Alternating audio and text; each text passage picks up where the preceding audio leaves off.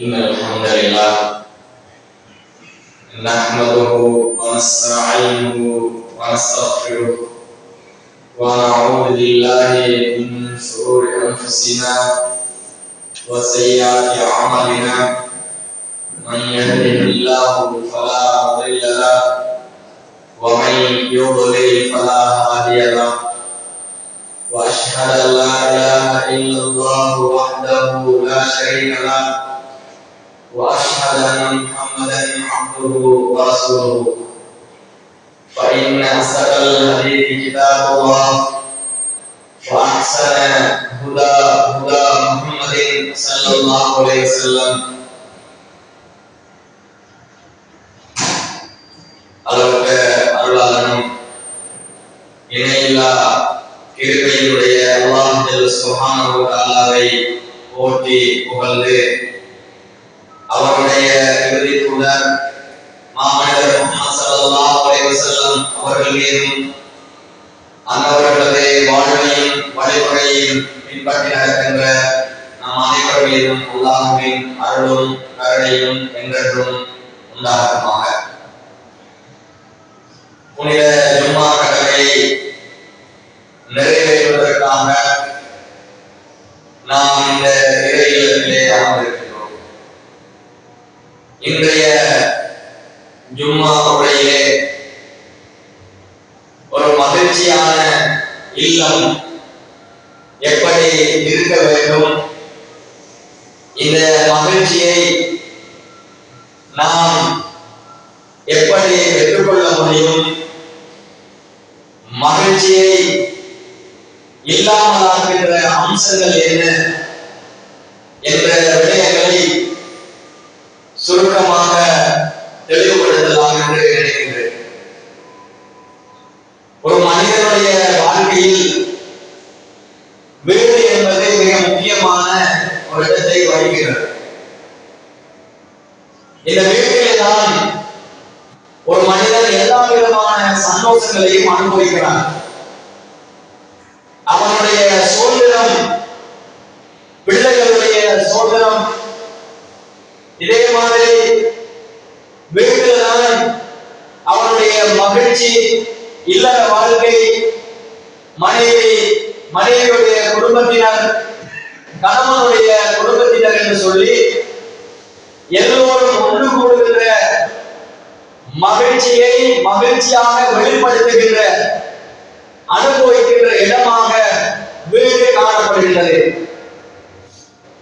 அதனால்தான் அல்லாஹ் தஆலா வஜஅலக்கும் மின் புயூதிக்கும் சகனன், உங்களுடைய இல்லங்களிலேதான் உங்களுக்குரிய மகிழ்ச்சியை நான் ஏற்படுத்தி இருக்கின்றேன் என்று அல்லாஹ் தஆலா சொல்லி காட்டுகிறார். ஒரு மனிதன் வெளியில எவ்வளவுதான் பிரச்சனைகளை அனுபவித்து விட்டு வீட்டுக்கு வருகின்ற பொழுது, அவன் வீட்டுக்குள் நுழைகின்ற பொழுது ஒரு மகிழ்ச்சி அனுபவிப்பான். அவனுடைய மனைவி, மக்கள் எல்லாரும் அவனுக்கு கொடுக்கின்ற அந்த ஆறுதலினால் அவன் வெளியே சந்திக்கின்ற எல்லா விதமான பிரச்சனைகளையும் மறந்து விடுகின்றான். இப்படி ஒரு ஊடு என்பது அது ஒரு அருள் நிறைந்ததாக இருக்கின்றது. இன்னைக்கு நாங்கள் பார்க்கின்ற எத்தனையோ பேர் வீடு இல்லாமல் மாற்று தொழுவங்களுக்கு பக்கத்திலையும் வீதி ஓரங்களிலேயும் அதே மாதிரி கண்ட இடங்களிலேயே குப்பை வீடுகள்ல கூட படுத்துட்டு இருப்பார்கள். இந்த மாதிரி இருக்கின்றவர்களுக்கு சந்தோஷத்தை அனுபவிக்க முடியாது. அவங்களுக்கு குடும்பம் இருக்காது, ஆறுதல் சொல்ல யாரும் இருக்க மாட்டார்கள். இப்படியெல்லாம் இருக்கின்ற நிகழ்வுகளை நாம் பார்க்கின்றோம்.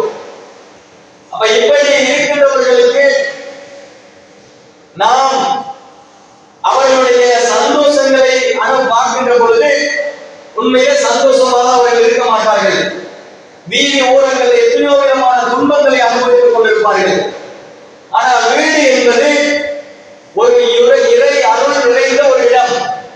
அதனால்தான் நபி ஸல்லல்லாஹு அலைஹி வஸல்லம் அவர்கள் சொல்லுகின்ற பொழுது, உங்களுடைய வீடுகளை நீங்கள் கபர்களாக ஆக்கிவிடாதீர்கள். மையவாடியில ஜனாசாவை அடக்குவோம். யாராவது இறந்துட்டாங்கன்னா எனக்கு வீடு இருக்கிறது, பெரிய குற்றம் இருக்கிறது, வளம் இருக்குன்னு சொல்லி நாம ஜனாசாவை வீட்டுல அடக்க முடியாது. அல்லாஹ்வுடைய தூதர் சொல்லுகிறார்கள், வீடு என்பது ஒரு மகிழ்ச்சியான இடம். உங்களோட வீடுகளை நீங்கள் கபரிஸ்தானம் மாதிரி ஆக்கிறாதீங்க. கபரில் இருக்கிறவர்கள் உயிரற்றவர்கள், வீட்டில் இருக்கிறவர்கள் உயிரோடு இருக்கிறவர்கள். நீங்க கபரிஸ்தான் மாதிரி வீட்டை ஆக்கி விடாதீர்கள். யாருடைய வீட்டுல குர்ஆன் ஓதப்படவில்லையோ அந்த வீடு மகிழ்ச்சி இல்லாததாக ஒரு மன்னரை மாதிரியான ஒரு நிலையை அடைந்துவிடும். மகிழ்ச்சி என்பது அல்லாஹ்வை நினைவு கூறுகின்ற அந்த இடத்தில்தான் அவருக்கு உள்ளார்ந்தமான ஒரு மகிழ்ச்சி கிடைக்கும் என்பதை இஸ்லாம் சொல்லி காட்டுகிறது. நாம் அடிப்படையில் இருந்து பார்ப்போம் என்று சொன்னால், ஒரு மகிழ்ச்சியான இல்லத்தை நாம் உருவாக்க வேண்டும் என்று சொன்னால் இஸ்லாம் என்னென்ன வழிமுறைகள்ல நமக்கு வழிகாட்டுகின்றது, அந்த வழிமுறைகளை நாம் சரியாக கடைபிடித்தால் நம்முடைய வாழ்க்கையில் மகிழ்ச்சி இருக்கும், நம்முடைய வீட்டில் மகிழ்ச்சி இருக்கும், குழந்தைகளுக்கு மத்தியிலே மகிழ்ச்சி இருக்கும், பெற்றோர் உறவினர்களுக்கு மத்தியிலே மகிழ்ச்சி இருக்கும்.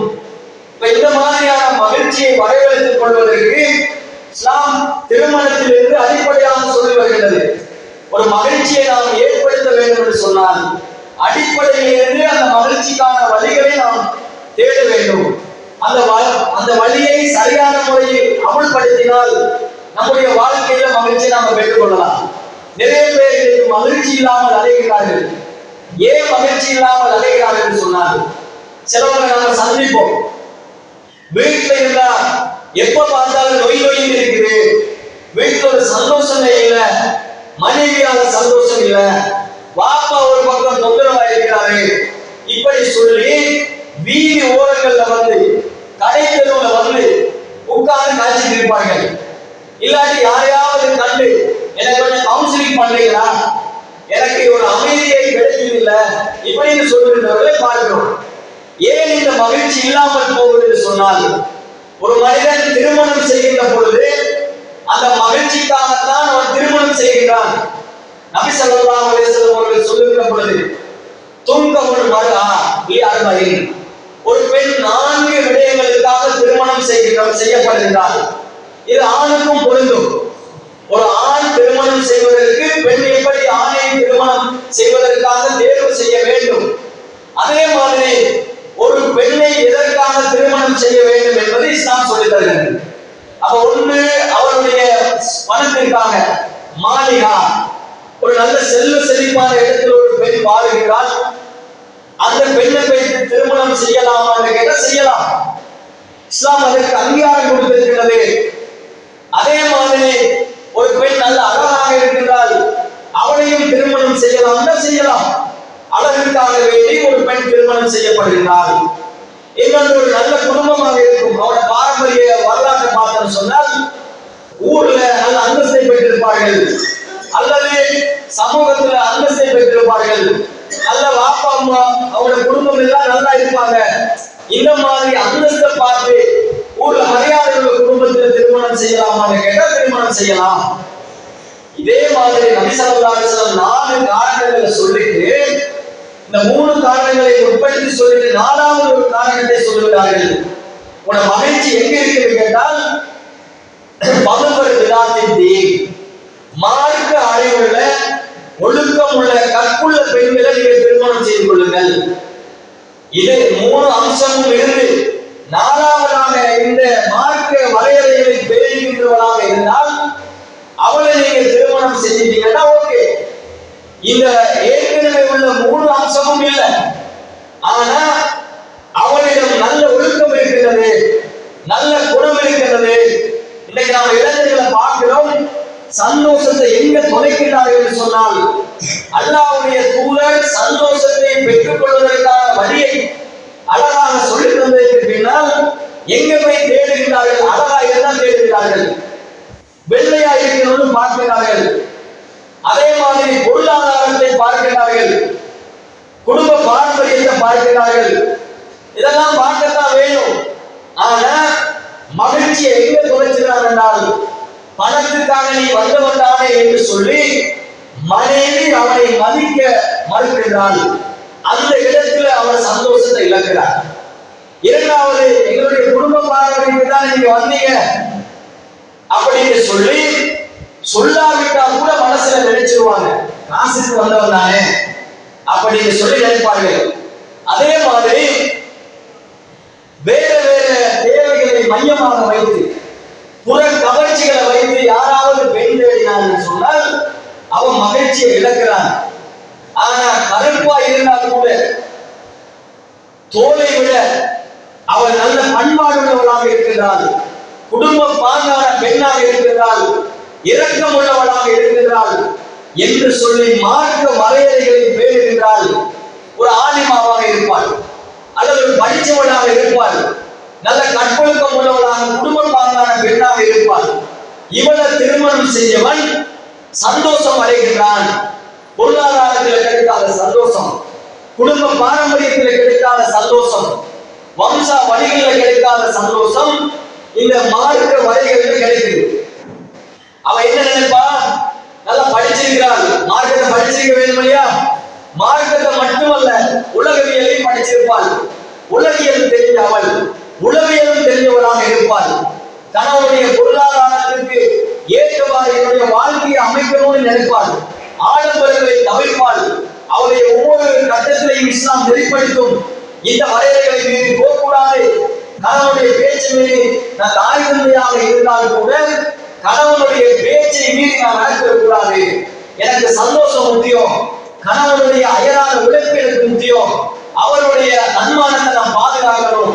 எத்தனையோ துன்பங்களை சுமந்து கொண்டு வாப்பா அம்மா கேட்டால் கூட வீட்டுல சில நேரத்தில் அடுப்பு எரியாது. அப்படி இருக்கின்ற பொழுது கூட இந்த மாதிரி தன்னுடைய தன்மானத்தையும் கணவனுடைய எல்லா விதமான தன்மானங்களையும் பாதுகாக்கின்றவர்களாக அவர் இருப்பாரே, அந்த பொக்கிஷம் கிடைக்குமா? இத மாதிரி சிந்தித்தால் அவன் சந்தோஷத்தை பெற்றுக் கொள்வான். கருப்பா இருந்தாலும் கலையா இருக்கிறது சொல்வார்களே, அந்த மாதிரி நிறங்களுக்காக பார்ப்பதை விட நிறம் கண்ணுக்கு குளிர்ச்சி தரும், ஆனா நல்லவள் உள்ளத்திற்கு குளிர்ச்சி தருவாள். அந்த கண் குளிர்ச்சியை விட உள்ளத்திற்கு குளிர்ச்சி தரக்கூடியவள் உன்னதமான ஒரு பெண்ணாக இருப்பாள்.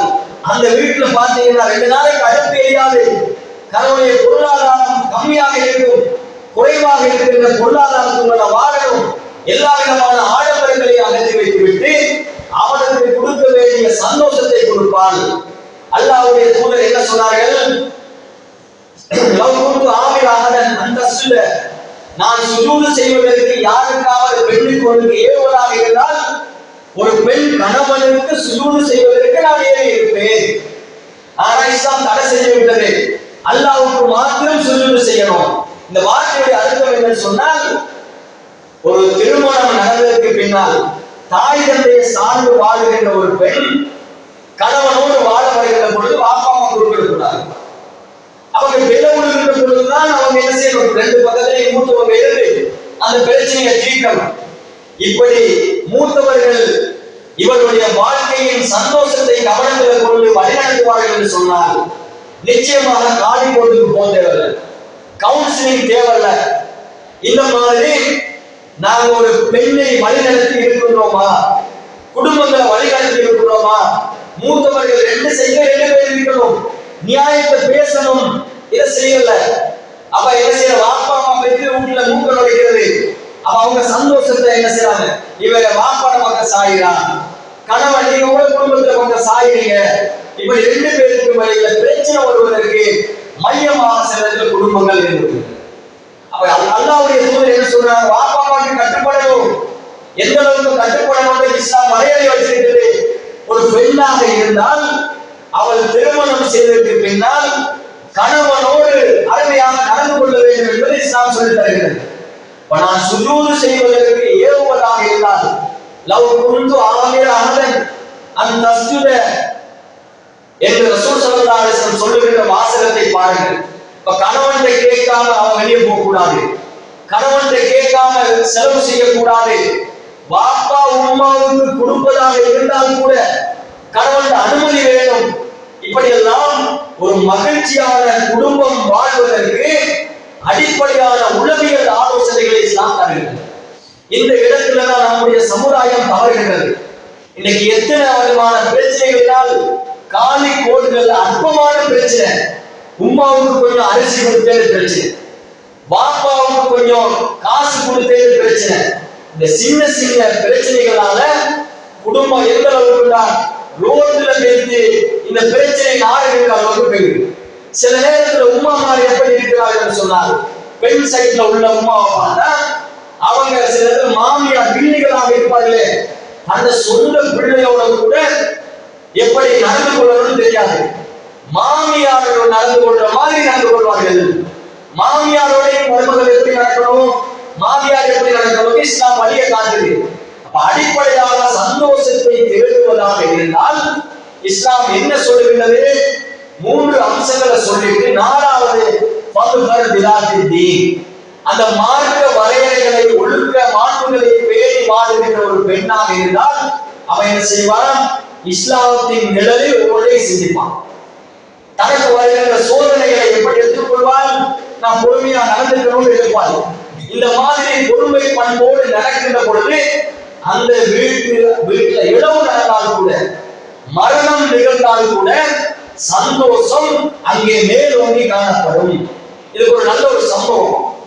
ஒரு சஹாபி, அவர் வீட்டுல பிள்ளைக்கு சுகம் இல்லை.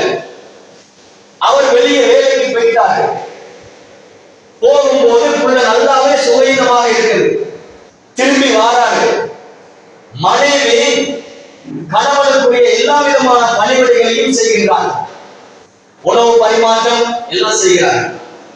செய்யக்கூட சாப்பிடுகிறார்கள். சாப்பாடு வச்சிருக்கு, நல்லா சாப்பிடுறாங்க. சாப்பிட்டுட்டு உள்ள எப்படி இருக்குது? மனைவி எவ்வளவு அறிவுபூர்வமாக ஆழமான நம்பிக்கையின் ஈமானின் துலாபரமாக விளங்குகின்ற அந்த பெண்ணுடைய வார்த்தை, முன்னரை விட பிள்ளை நல்லா தூங்குது. இங்க உள்ள மவுத்து ஒரு மரண வீடாக இருந்தால் எப்படி இருக்கும்? இங்க கணவன் மனைவி சொல்லுகின்ற தொட்டில் இருக்கிற சொந்த பிள்ளை, வளர்க்கிற பிள்ளைகளை பெற்றெடுத்த பிள்ளை முன்னரை விட நல்லா தூங்கிட்டு இருக்குது அப்படின்னு சொல்லிட்டு கணவனோட கட்டிலுக்கு போறாரு. சந்தோஷத்தை பகிர்ந்து கொள்கிறாள். 2 பேரும் சந்தோஷம் முடிஞ்சதுக்கு பின்னால குழந்தை இறந்துக்குன்னு சொல்ற. கணவனுக்கு ஒரு நெருடல் ஏற்படுது. வீட்டுல புள்ள இறந்து இருக்குது. நான் கட்டிலில் கணவனோடு சந்தோஷம், மனைவியோடு சந்தோஷமா இருந்தேன். பஜனை நேரத்தில் அல்லாஹ்வுடைய தூதர் ஓடுறார். போய் சொல்றாரு, குழந்தை இறந்துருந்துச்சு, இந்த மாதிரி நான் நடந்துட்டேன், அல்லாஹ் உங்களுக்கு பரக்கத் செய்யட்டும். ஒரு பெண் பொறுமையின் இதயமாக, ஒழுக்கத்தின் மேம்பட்ட ஒரு நிலையில இந்த மாதிரி ஒரு லெவல்ல பார்க்கவே முடியாது. ஏன்? மார்க்கத்துக்காக அவர் முக்கியத்துவம் கொடுத்து தேர்ந்தெடுத்தார். குழந்தை இறந்திருக்குது. இங்க சந்தோஷத்தை பகிர்ந்து கொள்கிறார்கள். ஒரு அழுகை இல்லை. அல்லாஹ் தந்தா எடுத்தா முடிஞ்சது. இந்த மாதிரியான ஒரு லெவல்ல கணவனோடு மிகவும் வந்திருந்தான்னு சொன்னால் எப்படிப்பட்ட ஒரு மனைவியாக இருக்கும்? இந்த வீட்டுல சந்தோஷம். அல்லாஹ்வுடைய தூதர் பிரார்த்தனை செய்கிறார்கள். வீட்டுக்கு போய் மரண தொழுகையை நடத்திருந்தார்கள், ஜனாசா தொழுகையை நடத்தி வருகிறார்கள். ஹதீஸ்ல பார்க்கிறோம், பின்னால் பல ஆண் குழந்தைகள் கிடைக்கின்றன. அவர்கள் எல்லாரும் இஸ்லாத்தின் தூதை சுமக்கின்றவர்களாக இருக்கிறார்கள். இது மகிழ்ச்சி.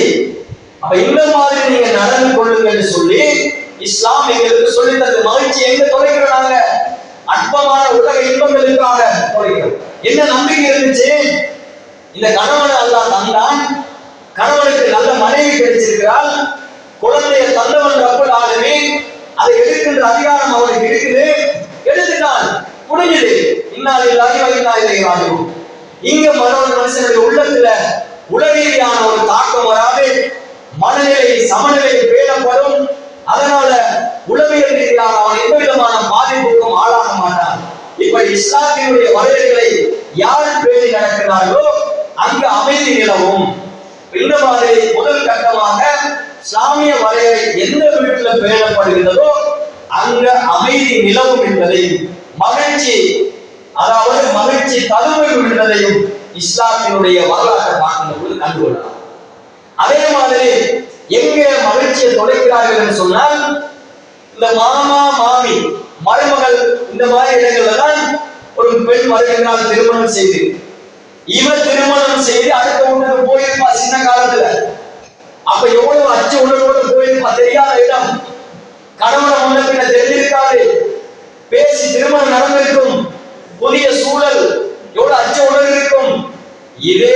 மருமகள் மாமியாராக மாறியதற்கு பின்னால் ஏன் வில்லியாக மாறுகின்றால் தெரியாது. சந்தோஷத்தை எங்க தொலைக்கின்றார்கள்? சந்தோஷத்தை நான் அனுபவிச்ச அந்த இன்பத்தையும் துன்பத்தையும் ஒப்பிட்டு பார்த்து எனக்கு துன்பம் நடந்திருந்தா நான் அதை கொடுக்க கூடாது. எதான் இஸ்லாம் சொல்லுது? எனக்கு இன்பம் கிடைச்சா அதை போல பன்மடங்கு அடுத்தவங்களுக்கு கொடுப்போம் அப்படின்னு நினைச்சிருந்தா அவருக்கு இந்த மாதிரி நடக்க தோணாது. நம்ம இப்ராஹிம் அலைஹிஸ்ஸலாம், இஸ்மாயில் அலைஹிஸ்ஸலாம் பலஸ்தீன்ல வாழுகிறார்கள். இப்ராஹிம் நபி அவர்கள் மக்காவுக்கு அண்மையில வாழுகிறார்கள். மகனை பார்ப்பதற்காக ஒரு தடவை செல்லுகிறார்கள். வீட்டுல இஸ்மாயில் அலைஹிஸ்ஸலாம் இல்லை, மனைவி இருக்கிறார்கள். போன வயது முடிந்தவர் வந்திருக்கார், யாருமே தெரியாது. அது 2 பேரும் தூரத்தில் இருக்கிறாங்க. போய் பார்த்தா அந்த பெண்மணி என்ன செய்யறாங்கன்னா, நீங்க யாருக்கு வந்திருக்கீங்க என்னன்னா கேட்கல. அப்ப எதையுமே கவனிக்கல, கூப்பிட்டு வச்சு உணவு கொடுக்கல. தூரத்துல இருந்து ஒரு மனுஷன் வந்திருக்கிறாரு, கவனிக்கல, சும்மா விட்டாங்க. இவர் ஒரு அடையாளத்தை வைக்கிறார் அந்த வீட்டு சுவர்ல. நபி இப்ராஹிம் அலைஹிஸ்ஸலாம் அடையாளத்தை வச்சுட்டு இந்த வீட்டு வாசப்படி சரியில்லை, வீட்டு வாசப்படியை மாத்திர சொல்ற அப்படின்ட்டு யாருக்கு அடையாளப்படுத்திக்கவும் இல்லை. இஸ்மாயில் எங்க கேட்கிறார், இஸ்மாயில் இல்ல சொல்லிட்டு வாப்ப உரிமையோடு பேசுறாரு. ஆனா மருமகளுக்கு தெரியாது, இதுதான் நம்ம மாமான்னு சொல்லு. திரும்பி வந்துட்டாரு. இஸ்மாயில் அலைஹிஸ்ஸலாம் வேட்டையாட போனவங்க. அந்த நேரத்தில் வேட்டையாடி தான் சாப்பிடுவார்கள். எதையாவது வேட்டை கொடுக்கிற வேட்டையாடி வந்து தேன்ல போட்டு வச்சு அதை சாப்பிடுவார்கள். தேன் அவனுக்கு ஃப்ரிட்ஜில் வைக்கிற மாதிரி நீண்ட நாட்களுக்கு இறைச்சி வைக்கலாம். மானிறைச்சியில வேட்டையாடி வந்து அப்படிதான் சாப்பிடுவார்கள். இவரை சொல்லிட்டு வந்துட்டாங்க. இஸ்மாயில் அலைஹிஸ்ஸலாம் வந்து பார்க்கிறாங்க, ஒரு அடையாளம் இருக்குது. யாராவது வந்தாங்களா? ஒரு வயது முடிந்தவர் வந்தாரு. நீ என்ன செஞ்ச, கவனிச்சியா? இல்ல. என்ன சொன்னாரு? வீட்டு வாசப்படி சரியில்லை, மாத்திரின்னு சொன்னாரு. வீட்டுக்கு வீட்டு வாசப்படின்னு சொல்லுவாங்க இல்லையா, மனைவி. வந்தது இந்த வாப்பா, நீ ஒழுங்கு அவரை கவனிக்கல, நீ சரியில்லாத போல அவனை தலாக் சொல்லிட்டு வீட்டிக்கிறாரு. வீட்டு வாசப்படி சரியில்லைன்னு வாப்பா சொன்னாருன்னா உன்னோட மனைவி சரியில்லைன்னு அர்த்தம். போட்டு அனுப்பிட்டாரு. திரும்ப திருமணம் செய்தாரு. அவங்களுக்கு வேற சட்டங்கள் இருக்கலாம். ஆணுக்கு இன்னைக்கும் வழி தேவை, பெண்ணுக்கு தான் வழி தேவை. அப்ப இவர் தூரத்தில் இருக்கிற இன்னைக்கு மாதிரி நினைச்சோன்னு வாகனத்துல போற மாதிரியான வசதிகள் இல்ல. பல நாட்கள் எடுக்கும். 600 கிலோமீட்டர் மக்காவுல இருந்து. இதனால திரும்ப ஒரு தடவை மகனை பார்க்கறதுக்கு போறாரு. 2வது திருமணம் செய்யறாரு. அவ சாலையான பெண். போன உடனே இவங்களை பார்த்து உள்ள கூப்பிட்டு உள்ள வச்சு நியூஸ் கொடுத்து சாப்பாடை கொடுத்து நல்லா கவனிச்சு அனுப்பி வச்சிருக்காங்க. அப்பயும் இஸ்மாயில் அலைஹிஸ்ஸலாம் வீட்டுல இல்லை. ஒரு அடையாளத்தை வச்சுட்டு இஸ்மாயில் வந்தா வீட்டு வாசப்படி நல்லா இருக்குது, அதை நல்லா பேணிக்க அப்படின்னு சொல்லிட்டு யாருக்கு அடையாளம் பண்ணி வந்தாங்க. இஸ்மாயில் அலைஹிஸ்ஸலாம் வந்த உடனே அடையாளத்தை பார்க்கறாங்க. பாப்பா வந்திருக்காரு. யார் வந்த? முதியோர் ஒருத்தர் வந்தாரு. என்ன செஞ்ச? நல்லா கவனிச்சேன். என்ன சொன்னாரு? வீட்டு வாசப்படி நல்லோன்னு சொன்னாரு, பாதுகாக்க சொன்னாரு. ஏற்கனவே இருந்த சரளாதவன், நீ நல்ல மனைவி, உன்னை நல்லா கட்டிக்காக சொல்லிட்டு போயிட்டாரு அப்படின்னு சொல்லி வந்தது இந்த வாப்பான்னு. இந்த ஹதீஸ் முஸ்லிம்ல பதிவு செய்யப்பட்டிருக்கு. இந்த ஹதீஸை கொஞ்சம் நிதானமா சிந்திச்சு பார்க்க மகிழ்ச்சி எங்க இருக்குது? அடுத்தவனுக்கு கொடுத்து வாழ்வதில் இருக்கு. முதல் மனைவி கொடுக்கல, வயது முடிந்தவர் இவ்வளவு தூரத்தில் இருந்து பிள்ளையை பார்க்க வந்திருக்கிறாரு. மாமி மாமாவாக இருந்தாலும் அல்லா மன்சிலத்தியா வாப்பாவுடைய அந்தஸ்துல வச்சு பார்க்கணும். இதை பெண்கள் உணர்ந்தா என்ன சந்தேகம்? இப்படி பார்த்தா மகிழ்ச்சி தருங்கும். ஆனா இந்த அம்மாவே சில நேரத்தில் என்ன செய்யறது? வில்லியா மாறுகிறார்கள். அங்கதான் சந்தோஷம் இழந்து போகின்றது. அப்ப இந்த சந்தோஷத்தை எங்க தேடணும்னு கேட்டா, இந்த மாதிரி இஸ்லாம் சொல்லி தருகின்ற மரியாதைகள் வீட்டுக்குள்ள பேணப்படுமாக இருந்தால் சந்தோஷம் தரும். இதே மாதிரி ஆண்கள் விடுகின்ற பெரிய ஒரு பிள்ளை என்னன்னு சொன்னால், பெண்களும் இந்த மாதிரி செய்கிறார்கள். வெளியே போகின்ற பொழுது தங்களை நல்லா அலங்கரிச்சு கொண்டு போவார்கள். ஆனா வீட்டில் இருக்கின்ற பொழுது ஒரு கணவன் இருக்கிறானே, அவனை கவர்ற மாதிரி நடந்து கொள்ளணுமே. வெளியில போற பெண்கள் எல்லாம் பார்க்கிறவங்க நேரவனுக்கு என்ன செய்யறா, வெளியில பார்க்கறது அழகா இருக்கும். இங்க ராணி மாதிரி ஒருத்தி இருப்பா, பரிசுத்தமா இருப்பா, முழுமையா மன விருத்தியோடு சந்தோஷத்தை பெற முடியும். ஆனா அவளை பார்க்கின்ற பொழுது அவனுக்கு அந்த மாதிரியான சந்தோஷம் வராம போகும். ஏன்? அதுக்கு காரணம் அவ.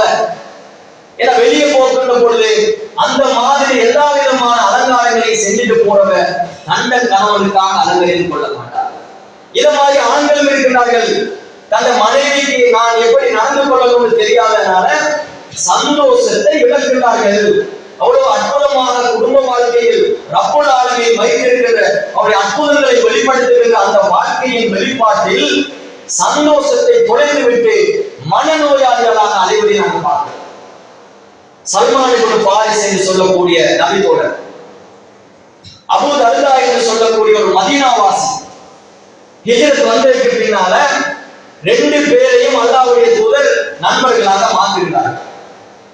இவர் வீட்டுல சல்மான் அல் ஃபாரிஸி ரலியல்லாஹு அன்ஹு தங்குகிறார். தங்கிட்ட பொழுது அபூ தர்தா ரலியல்லாஹு அடிக்கடி வெளியே போயிடுவார். அவங்கள மனைவியை பார்க்கிறார்கள். ஒரு சந்தோஷம் இல்ல, அலங்கோலமான ஆடை, கணவனுக்காக தன்னை அலங்கரிச்சு கொள்ற மாதிரியான ஒரு ஈர்ப்பு இல்ல, என்ன வாழ்க்கை வாழ்றாங்க அப்படின்னு சொல்லி சல்மான் அல் ஃபாரிஸி அந்த அம்மாட்ட கேட்கிறார், ஏமா நீங்க எப்படி இருக்கீங்க, உங்களோட கணவன் வாராரு போறாரு, 2 பேருக்கு இடையில அவ்வளவு ஆத்மார்த்தமான தொடர்பு இல்லாம இருக்குது. அப்ப அவங்க சொல்றாங்க, இவர் வருவாரு, இரவெல்லாம் நின்று வணங்குவாரு, பகலெல்லாம் நோன்பு நோட்பாரு, என்ன கண்டுக்கவே மாட்டாரு. இது ஒரு மன அழுத்தத்தையும் மன ரீதியான தாக்கத்தையும் ஏற்படுத்தும். பாருங்க, உளவியல் இந்த ஹதீஸ சரியா அணுகினா கவுன்சிலிங் போக தேவையில்லை. அந்த அளவுக்கு ஆத்மார்த்தமான உளவியலை சொல்லி தருது. மனைவியை கணவன் எப்படி திருப்திப்படுத்தணும், மனைவியை கணவன் எப்படி திருப்திப்படுத்தணும், குடும்ப வாழ்க்கை எவ்வளவு சந்தோஷகரமாக அமையணுன்றத அல்லாஹ்வுடைய தூதருடைய 2 தோழர்களுடைய வாழ்க்கையில அப்பட்டமா சொல்லி தருது. சல்மான் அல் ஃபாரிஸி நல்ல உளவியல் தெரிஞ்சவர். அபூ தர்தா உடைய விஷயங்கள்லாம் கேட்டுக்கிட்டார். இவருக்கு என்ன பத்தி ஈர்ப்பை இல்லை, கண்டுக்கவே மாட்டாரு. சரி, ஆண் இருப்பான், உனக்கு ஆண்மை இருக்கிறார்கள் கூட நிரூபிக்க வழி இல்லாமல் அலைஞ்சிட்டு இருப்பார்கள். அந்த மாதிரி இவருக்கு என்ன செய்யுதுன்னு கேட்டா இபாதத்தின் மீது அதிக ஆர்வம். இப்படி இஸ்லாம் சொல்லல, சமநிலை தன்மையை பேண சொல்லுகிறது. சமநிலை இழந்தால் அது அமலாக இருக்கட்டும், வாழ்க்கையாக இருக்கட்டும், சமநிலை இழக்கிற பொழுது அவன் மனநிலையின் சமநிலையை இழந்து விடுவான். இதான் உளவியல். அப்ப என்ன செய்யறாரு, கேட்டுட்டு வந்த உடனே கூப்பிடுறாரு. ஈவினிங் டைம்ல தான் வாராரு. ஒரு 5 மணி மாதிரி இருக்கலாம், வா உட்காரு சாப்பிடு. நண்பன் தானே, 2 பேரும் சாப்பிட்டு வச்சுட்டாரு. என்ன ஒன்றை செஞ்சு கொள்ள இயலாது, நண்பனை கட்டளை மீறி இயலாது, சாப்பிடுறாரு. மன அழுத்தம், இபாதத்தை நாசமாக்கிட்டார். ஒரு நோம்பு எவ்வளவு கவலை வரும். அப்ப அவர் நினைக்கிறாரு அமல் செய்வதுலதான் சந்தோஷம் இருக்குது. உண்மையில அதுல இல்ல, அமல் செய்யணும். அந்த அமல் இன்னொரு அமலை பாதிக்காத வகையில் அமல் இருக்கணும். இப்படிதான் இஸ்லாம் ஏற்படுது. எல்லாம் சமநிலை. உம்மத்தன் வசத்தா என்று சொல்வது அது எந்த விதமான ரெடிக்கலும் இல்லை, தீவிரவாதமும் இல்லை. அதே மாதிரி நடைப்பிடமாக ஒன்றுமில்லாமல் போகின்ற நிலையில் எல்லாமே சமநிலையாக இருக்கும். அதை செய்கின்ற பொழுது அவனுடைய உள்ளார்ந்த உள உணர்வுகள் சமநிலையில் அப்படியே நல்ல வழியாக நடந்து செல்லும். அவன் சிறந்த மனிதனாக இருப்பான், ஒழுக்க பெருமானம் உள்ளவனாக இருப்பான் என்பதை அழகா எடுத்து காட்டு. இவர் கூப்பிட்டு வச்சு சாப்பிட வச்சு நோம்பு முடிக்க வச்சுட்டார். சுண்ணத்தான நோம்பு தானே. இரவு நேரம் நின்று வணங்க ஆரம்பிக்கிறார். கையை பிடிச்சி இழுத்து பழி தூங்க வச்சுட்டார். நல்லா தூங்கி எழுதிட்டு காலையில கேட்கிற சூழல, என்ன அளப்பா நம்ம நண்பனா தந்திருக்கீங்க, நண்பனா இருந்தா எங்க இபாதத்திற்கு தடையாக இருக்கக்கூடாது, கம்ப்ளைண்ட் சூழல. அல்லாஹ்வுடைய தூதர் சதக சல்மான் ஒரு வார்த்தையில் அடிச்சாங்க, நெத்தி போட்டு அடிச்சாங்க. சல்மான் செஞ்சது சரி, நீ செஞ்சது பிழை. மனைவிக்கு செய்ய வேண்டிய கடமை இருக்கிறது, அதை நீ செஞ்சால் ஒழுக்க மாண்போடு நீயும் வாழலாம், உங்க மனைவியும் வாழலாம். அவ ஏன் இந்த மாதிரி நோயாளி ஆக்கணும்? இது பெண்கள்கிட்ட எப்பயும் என்ன உளவியல்னா அவங்க கவலைப்படணும். பொய்ய சொல்ல குடும்ப வாழ்க்கையில பொய்யெல்லாம் சொல்லலாம் தானே மனைவியை. அந்த மாதிரி சந்தோஷத்தை ததும்ப வச்சு நீங்க வாழுங்க. அதைத்தான் சொல்லிக் கொடுக்கிறார்கள். நல்லா தூங்கணும், நேரத்துக்கு எழுதுங்க. பாங்க சொல்றதுக்கு ஒரு 1/2 மணி நேரத்துக்கு எழுப்பி தஹஜ்ஜுத் தொழுங்க. அதுல கிடைக்கும் இன்பம் உலகம் பார்க்காத நேரம், எவனுக்கும் அமல் தெரியாத நேரம், நான் அல்லாஹ்வோடு பேசுகின்ற நேரம், அவன் அதிகமாக என்ன கவனிக்கிற நேரம். அந்த நேரத்துல ரப்புல் ஆலமீன் என்னோடு உறவாடுகின்றான், உலகமே உறங்கிக் கொண்டிருக்கின்ற பொழுது அதுல இன்பத்தை காணுன்னு சொல்லி கொடுக்கிறார். எப்படிப்பட்ட உளவியல்! இந்த மாதிரி சந்தோஷத்தை பெற்றுக் கொண்டால் உங்களோட வாழ்க்கை சந்தோஷமாக இருக்கும். அப்ப பெற்றோர்மாருக்கு கட்டுப்படுவது மூணாவது அம்சம். வகலா ரப்புக அல்லா தஅபுது இல்லா இய்யா வபில் வாலிதைனி இஹ்சானா. அல்லாஹ் தஆலா எவ்வளவு அற்புதமான ஒரு வார்த்தையை பயன்படுத்தி சொல்றான். வகலா ரப்புக, அல்லாஹ் தீர்ப்பாக்கி வச்சிருக்கிறான். சட்டம், லோ, இஸ்லாமிக் லோ. என்ன வணங்கு, என்ன தவிர நீ யாரையும் வணங்க கூடாது. இரண்டாவது அந்தஸ்துல வபில் வாலிதைனி இஹ்சானா, உங்களுடைய பெற்றோருக்கு நீங்கள் நன்மை செய்யுங்கள். எப்ப சந்தோஷத்தை தொலைவா தெரியுமா? மனைவிய முந்தானில தொங்க ஆரம்பிச்சாங்க உம்மா வாப்பா வேலை, இது சந்தோஷத்தை கெடுக்கும். மனைவிய பேச்சுக்கு முழுமை கட்டுப்பட்டு போனாங்க முடிச்சு. அதே மாதிரி வாப்பா உம்மாவும் மனைவிக்கு எதிராக சொல்லுகின்றத சமநிலை தன்மையோடு இருக்காங்க. வீட்டு வாசலுக்குள்ள நுழையக்குள்ளே நிற்பான். பாருங்க ஒரு அம்மா செஞ்சது முடிஞ்சு சந்தோஷம். அப்ப எப்படி நாம இது பண்ணணும்? அவ சொல்றதையும் கேட்கணும், வாப்பா அம்மா சொல்றதையும் கேட்கணும். ரெண்டையும் பேலன்ஸ் பண்ணி அத சமநிலையோடு அணுகி யார பக்கம் தவறு இருக்குது, யார பக்கம் நியாயம் இருக்குதுன்னு பார்த்து நிதானமாக நடந்து ரெண்டையும் பேலன்ஸ் பண்ணி போறவன் தான் ஆன்மீக அழகு. எடுத்த உடனே மனைவிக்கு அறைகிறவன் ஆண்மை உள்ளவன் அல்ல. இந்த மாதிரி நடக்க ஆரம்பித்தால் குடும்ப வாழ்க்கை இன்பம் தரும். அப்ப வாப்பா அம்மாவுக்கு ரப்புக்கு அடுத்த அந்தஸ்துல ஏதா மூணு விஷயம் ஒண்ணுதான். ஒண்ணு ரப்புல் ஆலமீன் ஒரே ஒருத்தனா இருக்க முடியும், வாப்பா ஒருத்தனுக்கு ஒண்ணுதான் இருக்க முடியும், பெற்றெடுக்கிற தாயும் ஒன்றுதான் என்பதை அல்லாஹ் தஆலா தான் ஒருவன் என்ற ஏகத்துவ கோட்பாட்டை ஆணித்தரமாக நிறுவுவதற்கு மனிதன் இதை சிந்தித்து பார் என்று சொல்லி இந்த மூணையும் வச்சு.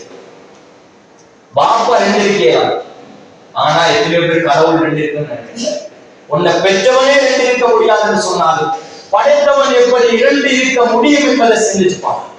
அதுல ஒரு சந்தோஷம் வரும். நான் ஒருவனை வணங்குகின்றேன், அவனுக்கு முழுமையாக அடிபடுகின்றேன், அவன் சொன்ன சட்டங்களை நான் என் வாழ்க்கையில், அது குடும்பமாக இருக்கட்டும், தனிப்பட்ட வாழ்க்கையாக, சமூக வாழ்க்கையாக நான் ஏற்று நடக்கின்றேன் என்கின்ற போது சந்தோஷம். அப்ப இந்த குடும்ப வரையறைகளை பேணி இஸ்லாம் சொல்லுகின்ற இந்த சட்டங்களை ஒருவன் பேணி நடப்பான் என்று சொன்னால் அவனுடைய வீட்டுல சந்தோஷம். அது வெளியில வரும், மணக்கும். இந்த குடும்பமா என்று கேட்பார்கள். இந்த மாதிரி இஸ்லாம் சொல்லி தருகின்ற